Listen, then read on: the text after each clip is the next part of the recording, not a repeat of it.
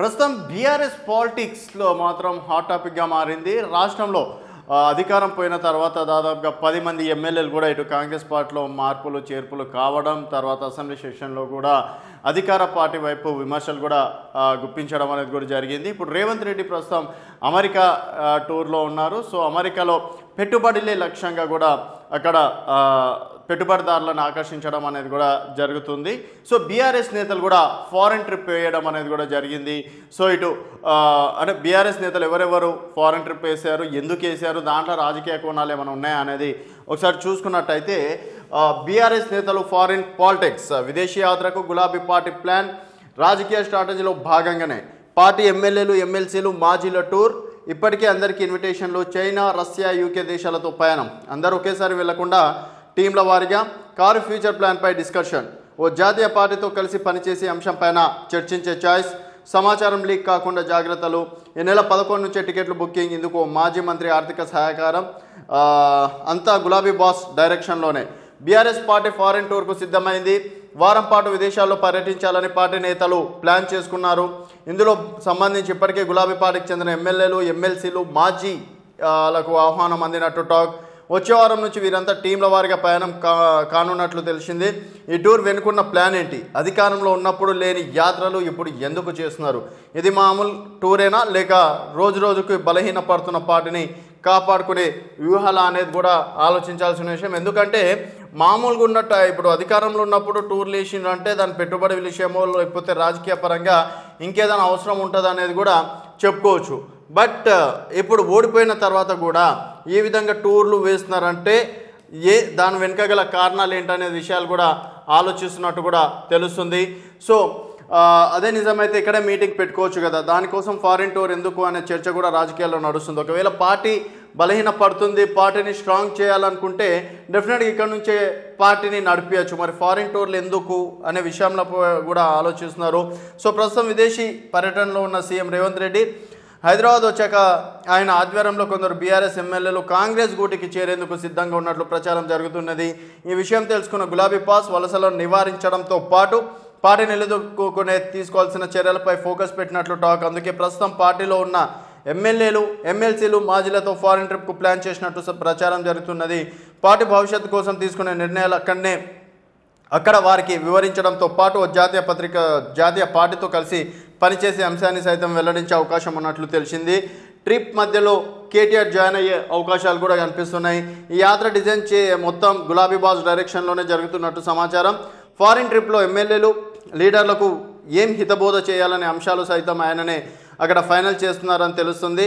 Tour మధ్యలో party working president KTR సైతం join అవుతారు సమాచారం. అక్కడే ఆయన పార్టీ భవిష్యత్ కోసం గులాబీ బాస్ తీసుకునే నిర్ణయాలను వివరిస్తారనే టాక్.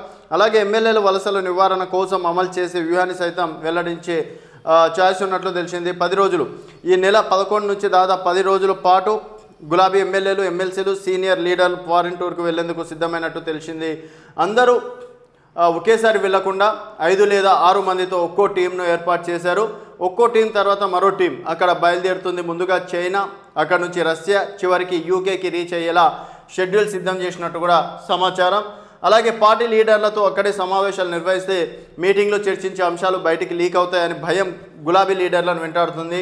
అందుకే ఫారిన్ ట్రిప్ ప్లాన్ చేశారని టాక్. విదేశాల్లో జరిగే సమావేశం వివరాలు బయటికి లీక్ అవ్వకుండా అందరు రహస్యంగా ఉంచుతారనే నమ్మకం పార్టీ నేతల సైతం లేదు. కానీ కనీసం మనసు విప్పి మాట్లాడుకునే సమయం, పరస్పర అభిప్రాయాలు పంచుకునే వెసులుబాటు ఉంటుందని ఇలా ప్లాన్ చేసినట్టు సమాచారం. ఇంతకాలం పార్టీ ఒక్క ఎమ్మెల్యేకు ఏం చేసింది, ఏ పదవులు కట్టబెట్టింది, ఇప్పుడు పార్టీ మనుగడ కోసం ఏం చేయాలి అనే అంశాలు స్వేచ్ఛగా మాట్లాడుకునేందుకు పరిస్థితులు ఉంటాయని గులాబీ లీడర్లు భావిస్తున్నారు.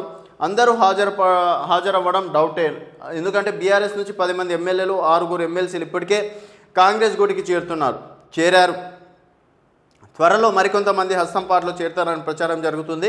ఇలాంటి సమయంలో ఎంతమంది ఎమ్మెల్యేలు ఎమ్మెల్సీలు విదేశీ పర్యటనకు హాజరవుతారనేది ఆసక్తికరంగా మారింది. ఒకవేళ వెళ్ళిన వారిలో ఎంతమంది బీఆర్ఎస్లో కొనసాగుతారనే అనుమానాలు తలెత్తుతున్నాయి. ఇప్పటికే పార్టీ ఎమ్మెల్యేలు ఎమ్మెల్సీలు మాజీలు ఫారిన్ టూర్కు ఆహ్వానం అందినట్టు కూడా సమాచారం. ఈ టూర్ ఖర్చులు మొత్తం ఒక మాజీ మంత్రి భరిస్తున్నట్లు టాక్. ఫ్లైట్ ఛార్జీలు, హోటల్స్, రూమ్ బుకింగ్ సదరు మాజీ మంత్రి స్వయంగా పర్యవేక్షిస్తున్నారని చెప్పేసి కూడా టాక్ వస్తుంది. సో ఇప్పుడు బీఆర్ఎస్ నేతలు గతంలో కేసీఆర్ సమక్షంలో ఫామ్ హౌస్లో దాదాపుగా 3 రోజులు అంటే ఎవరు వెళ్లకుండా అడ్డుకట్ట వేయాలని ఏకంగా కేసీఆర్ రంగంలో దిగడం అనేది కూడా జరిగింది. సో ఇటు కేసీఆర్తో భేటీ అయిన తర్వాత ఏకంగా నలుగురు ఎమ్మెల్యేలు సైతం పార్టీలో జాయిన్ కావడం అనేది జరిగింది ఇక్కడ కాంగ్రెస్ పార్టీలో. తర్వాత 6 మంది ఎమ్మెల్సీలు కూడా జాయిన్ కావడం అనేది కూడా జరిగింది. సో మరి కేసీఆర్ చెప్పిన ఫామ్ హౌస్లో రాజకీయాలు కూడా ఇక్కడ సక్సెస్ కాలేవు. సో ఫారిన్ టూర్లో కనుక వెళ్తే డెఫినెట్గా అక్కడ ఎలాంటి విషయాలు వచ్చినా బయటకు వచ్చే అవకాశం ఉండదు. దాదాపు ఇప్పుడు 28 మంది ఎమ్మెల్యేలు ఉన్నారు. సో 20 మంది ఎమ్మెల్యేలు కనుక ఉంటేనే ప్రతిపక్ష హోదా అనేది బీఆర్ఎస్ పార్టీకి వస్తుంది. ఒకవేళ ఇందులో బీఆర్ఎస్ ఎల్పీ త్వరలో విలీనం అవుతుందని చెప్పేసి రకరకాల సో దాదాపుగా బీఆర్ఎస్ ఎల్పీని విలీనం కాకుండా రక్షించుకునేందుకు ప్లాన్ చేస్తున్నారు.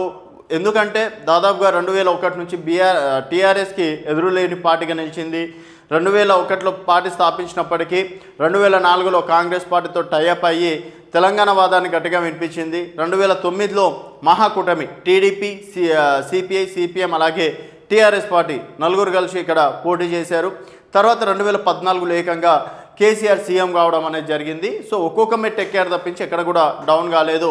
2023లో కాంగ్రెస్ పార్టీ గెలవడం, 10 మంది ఎమ్మెల్యేలు ఓడిపోవడం, 6 మంది ఎమ్మెల్సీలు కూడా 10 మంది ఎమ్మెల్యేలు కాంగ్రెస్ పార్టీలోకి వెళ్ళడం, 6 మంది ఎమ్మెల్సీలు కూడా కాంగ్రెస్ పార్టీలోకి వెళ్ళడంతో ఉన్నవారిని రక్షించుకోవాలి, తదుపరి ప్లాన్ ఏం చేయాలి అనే విషయాలు కూడా ఇందులో చర్చించే అవకాశాలు ఎక్కువగా కనిపిస్తున్నాయి. మరి డెఫినెట్గా అయితే పార్టీలో జాయిన్ అవుతారు అని చెప్పేసి ఇటు వెంకటరెడ్డి గారు కావచ్చు, రేవంత్ రెడ్డి గారు కావచ్చు చాలామంది చెప్తున్నారు. మరి రేవంత్ రెడ్డి ప్లాన్ని కేసీఆర్ అడ్డుకట్ట వేయగలుగుతారా లేదా అనేది చూడాలి.